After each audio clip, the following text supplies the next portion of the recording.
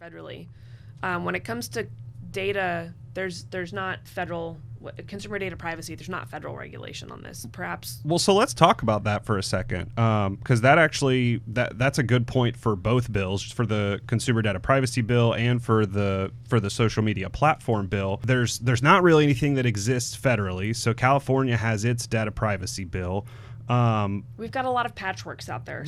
So what happens if we end up with 50 different set of state regulations? Well, it becomes a lot more difficult, right? So, sure. I mean, our privacy rights in Florida, though, are also currently fundamentally different than a lot of other states. We don't just have the right to privacy in Florida. We have the right to be left alone. Mm-hmm.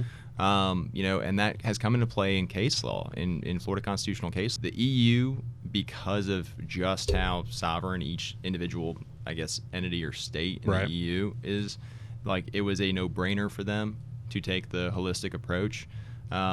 In America, I think it might be a little bit different just because of how much autonomy each state is supposed to have. We're these 50 different laboratories, and we all have different privacy rights, and I'm not going to be the first one to say we should turf this to the feds to figure out. What it looks like right now, from a federal level, there's some data protections when it comes to health data, right? We've got HIPAA. There's some protection around financial data, the Gramm-Leach-Bliley Act.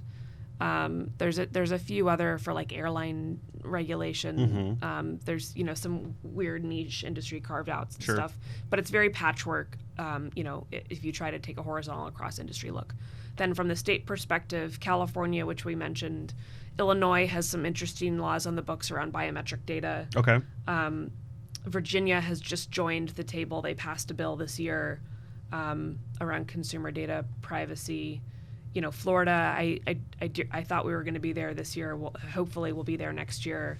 Washington is circling the conversation a bit. What you're hitting on, Fiona, is there's two different types of national or federal action, right? There's the act of Congress, but then there's also the organic approach of somewhat collaboration, and we've seen that in other types of legal frameworks. Like our child support laws in the United States are almost entirely uniform by state because each state understands the need to have some kind of uniformity.